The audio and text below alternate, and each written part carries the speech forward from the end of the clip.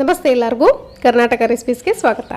ನಾನಿವತ್ತು ಎಗ್ ಬಿರಿಯಾನಿ ಮಾಡೋದು ತೋರಿಸ್ತಿದ್ದೀನಿ. ಇದಕ್ಕೆ ಬೇಕಾಗಿರುವ ಸಾಮಗ್ರಿಗಳು: ನಾನಿಲ್ಲಿ ಒಂದು 2 ಕಪ್ನಷ್ಟು ಬಾಸ್ಮತಿ ರೈಸ್ನ ಅರ್ಧ ಗಂಟೆ ಮುಂಚೆ ನೀರಲ್ಲಿ ನೆನೆಸಿಟ್ಟಿದ್ದೀನಿ. ಆಮೇಲೆ ಮಸಾಲೆಗೆ ನಾನಿಲ್ಲಿ ಪಲಾವ್ ಎಲೆ ತೊಗೊಂಡಿದ್ದೀನಿ, 1.5 ಇಂಚಿನಷ್ಟು ಚಕ್ಕೆ, 2 ಏಲಕ್ಕಿ, 4 ರಿಂದ 5 ಲವಂಗ ತೊಗೊಂಡಿದ್ದೀನಿ. ನೀವು ಬೇಕಿದ್ರೆ ಮಸಾಲೆ ಬೇರೆ ಎಲ್ಲ ಹಾಕ್ಕೊಳ್ಬೋದು. ಆಮೇಲೆ ಒಂದು ಆಲೂಗಡ್ಡೆನ ಈ ಥರ ಕಟ್ ಮಾಡಿ ಇಟ್ಕೊಂಡಿದ್ದೀನಿ. 3 ಈರುಳ್ಳಿನ ಉದ್ದುದ್ದಕ್ಕೆ ಕಟ್ ಮಾಡಿ ಇಟ್ಕೊಂಡಿದ್ದೀನಿ. 5 ರಿಂದ 6 ಹಸಿಮೆಣಸಿನ್ಕಾಯಿ ತೊಗೊಂಡಿದ್ದೀನಿ.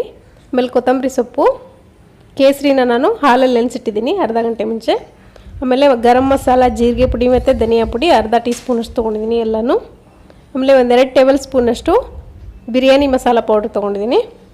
ನೀವು ಯಾವುದೇ ಬ್ರ್ಯಾಂಡ್ದಿದ್ದರೂ ತೊಗೊಳ್ಳಿ. ಆಮೇಲೆ ಅರ್ಧ ಕಪ್ನಷ್ಟು ಮೊಸರು. ನಾನಿಲ್ಲಿ 2 ಈರುಳ್ಳಿನ ಈ ಥರ ಡೀಪ್ ಫ್ರೈ ಮಾಡ್ಕೊಂಡಿದ್ದೀನಿ. ರುಚಿಗೆ ತಕ್ಕಷ್ಟು ಉಪ್ಪು, ಶುಂಠಿ ಬೆಳ್ಳುಳ್ಳಿ ಪೇಸ್ಟು, ಕೊನೆಯದಾಗಿ 4 ಮೊಟ್ಟೆನ ಬಾಯ್ಲ್ ಮಾಡಿ ಇಟ್ಕೊಂಡಿದ್ದೀನಿ. ಇವಾಗ ಮಾಡೋದು ನೋಡೋಣ. ನಾನಿಲ್ಲಿ ಒಂದು ದೊಡ್ಡ ಪಾತ್ರೆಗೆ 1 ಲೀಟ್ರಷ್ಟು ನೀರು ಹಾಕ್ಕೊಂಡು ಬಿಸಿ ಇಟ್ಕೊಂಡಿದ್ದೀನಿ. ಇದಕ್ಕೆ 1 ಟೇಬಲ್ ಸ್ಪೂನಷ್ಟು ಎಣ್ಣೆ ಹಾಕ್ಕೊಳ್ತಿದ್ದೀನಿ. ಆಮೇಲೆ 2 ಟೀ ಸ್ಪೂನಷ್ಟು ಉಪ್ಪು ಹಾಕ್ಕೊಳ್ತಿದ್ದೀನಿ. ಆಮೇಲೆ ನಾವೇ ಮಸಾಲೆ ಏನು ಇಟ್ಕೊಂಡಿದ್ದೀವಿ ಇದನ್ನು ಕೂಡ ಹಾಕ್ಕೊಳ್ತಿದ್ದೀನಿ. ಏಲಕ್ಕಿ, ಲವಂಗ ಮತ್ತು ಪಲಾವ್ ಎಲೆ. ಇದನ್ನು 1 ಕುದಿ ಬರೋವರೆಗೂ ಕುದಿಸ್ಕೊಳ್ಳಿ. ಇದಾದಮೇಲೆ ಈ ಥರ ಕುದಿ ಬರೋವಾಗಲೇ ಈ ನೆನೆಸಿಟ್ಕೊಂಡಿರೋ ಬಾಸ್ಮತಿ ರೈಸ್ ಏನಿದೆ ಇದನ್ನು ಹಾಕ್ಕೊಳ್ತಿದ್ದೀನಿ. ನೋಡಿ, ಈ ಥರ ಅಕ್ಕಿ ಹಾಕಾದ್ಮೇಲೆ ಯಾವುದೇ ರೀತಿ ಕೈ ಆಡಿಸ್ಲಿಕ್ಕೆ ಹೋಗಬೇಡಿ. ಇದಕ್ಕಿವಾಗ ಒಂದು ಅರ್ಧ ನಿಂಬೆಹಣ್ಣು ಹಿಂಡ್ತಿದ್ದೀನಿ. ಇದು ಚೆನ್ನಾಗಿ ಒಂದು 70%ನಷ್ಟು ಬೇಯಬೇಕು. ಅಲ್ಲಿವರೆಗೂ ನಾನು ಈ ಮಸಾಲ ರೆಡಿ ಮಾಡ್ಕೊಳ್ತೀನಿ. ನೋಡಿ, ಒಂದು ಬೇರೆ ಪಾತ್ರೆಗೆ 4 ಟೇಬಲ್ ಸ್ಪೂನಷ್ಟು ಎಣ್ಣೆ ಹಾಕ್ಕೊಳ್ತಿದ್ದೀನಿ. ಆಮೇಲೆ ಈರುಳ್ಳಿ ಮತ್ತು ಹಸಿಮೆಣಸಿನ್ಕಾಯಿ, ಅರಿಶಿನ ಪುಡಿ ಹಾಕ್ಕೊಂಡು ಚೆನ್ನಾಗಿ ಫ್ರೈ ಮಾಡ್ಕೊಳ್ಳಿ. ಇದಾದಮೇಲೆ ಅಚ್ಕಾರದ ಪುಡಿ ಹಾಕ್ತಿದ್ದೀನಿ, 1 ಟೀ ಸ್ಪೂನಷ್ಟು. ಇದು ಆಪ್ಷನಲ್ಲು, ಬೇಕಿದ್ದರೆ ಹಾಕ್ಕೊಳ್ಳಿ. ಆಮೇಲೆ ಆಲೂಗಡ್ಡೆ ಹಾಕ್ಕೊಳ್ತಿದ್ದೀನಿ. ಆಲೂಗಡ್ಡೆನ ಸ್ವಲ್ಪ ಹೊತ್ತು ಫ್ರೈ ಮಾಡ್ಕೊಳ್ಳಿ. ಆಮೇಲೆ ಇದಕ್ಕೆ ಬಿರಿಯಾನಿ ಮಸಾಲ ಹಾಕ್ತಿದ್ದೀನಿ. ಇದನ್ನೆಲ್ಲ ಹಾಕ್ಕೊಂಡು ಚೆನ್ನಾಗಿ ಮಿಕ್ಸ್ ಮಾಡ್ಕೊಳ್ಳಿ. ನಾನು ಇದಕ್ಕೆ ಮೊಸರು ಹಾಕ್ಕೊಳ್ತಿದ್ದೀನಿ.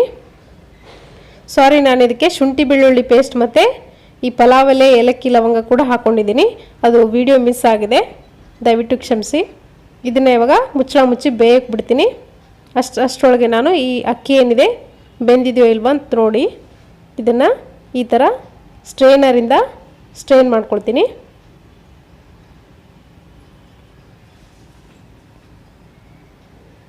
ನೋಡಿ, ಈ ಥರ ಎಲ್ಲ ಅಕ್ಕಿನೂ ಸ್ಟ್ರೈನರ್ಗೆ ಹಾಕ್ಕೊಂಡು ಇಟ್ಕೊಂಡಿದ್ದೀನಿ ನಾನು. ಇವಾಗ ಇನ್ನೊಂದು ಪಾತ್ರೆ ಬಿಸಿ ಇಟ್ಕೊಳ್ಳಿ. ಇದಕ್ಕೆ 1 ಟೇಬಲ್ ಸ್ಪೂನಷ್ಟು ಎಣ್ಣೆ ಹಾಕ್ಕೊಳ್ಳಿ. ಎಣ್ಣೆ ಕಾದ್ಮೇಲೆ ಈ ಮೊಟ್ಟೆ ಏನು ಬೇಯಿಸಿಟ್ಕೊಂಡಿದ್ವಿ ಇದನ್ನು ಒಂದೊಂದಾಗಿ ಹಾಕ್ಕೊಂಡು ಮೊಟ್ಟೆನ ಸ್ವಲ್ಪ ಹೊತ್ತು ಫ್ರೈ ಮಾಡ್ಕೊಳ್ಳಿ.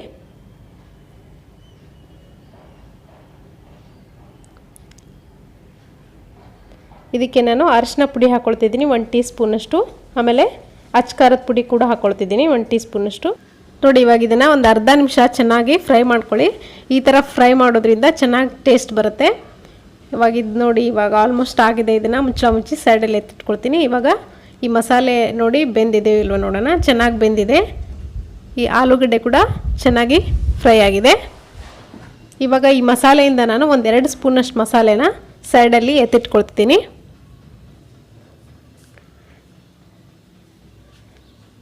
ಆಮೇಲೆ ಇವಾಗ ಉಳಿದಿರೋ ಮಸಾಲೆಗೆ ಎಷ್ಟು ಬೇಕೋ ಅಷ್ಟು ಉಪ್ಪು ಹಾಕ್ಕೊಳ್ಳಿ, ರುಚಿಗೆ ತಕ್ಕಷ್ಟು.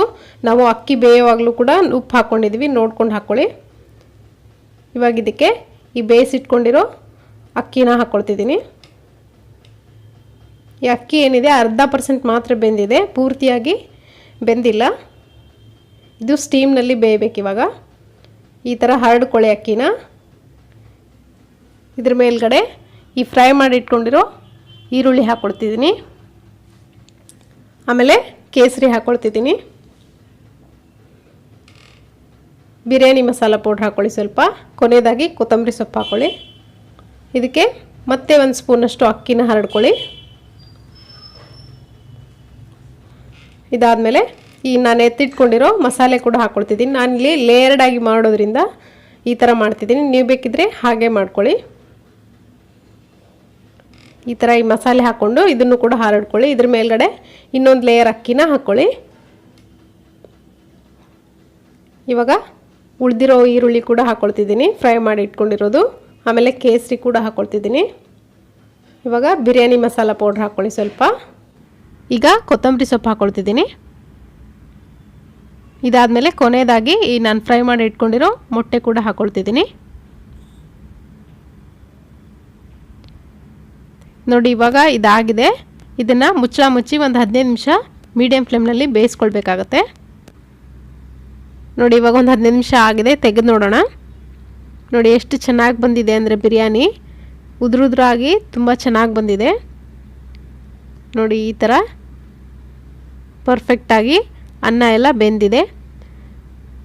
ನೋಡಿ ಇದೇ ಥರ ನೀವು ಕೂಡ ನಿಮ್ಮ ಮನೆಯಲ್ಲಿ ಖಂಡಿತ ಮಾಡಿಕೊಂಡು ರುಚಿ ನೋಡಿ ನನಗೆ ಅಭಿಪ್ರಾಯ ತಿಳಿಸಿ. ಇವತ್ತಿನ ಈ ಬಿರಿಯಾನಿ ಮಾಡೋ ವಿಧಾನ ನಿಮಗೆ ಇಷ್ಟ ಆಗಿದ್ದರೆ ಲೈಕ್ ಮಾಡಿ, ಶೇರ್ ಮಾಡಿ ಆ್ಯಂಡ್ ನನ್ನ ಚಾನಲ್ಗೆ ಸಬ್ಸ್ಕ್ರೈಬ್ ಆಗೋದನ್ನು ಮರಿಬೇಡಿ. Thank you.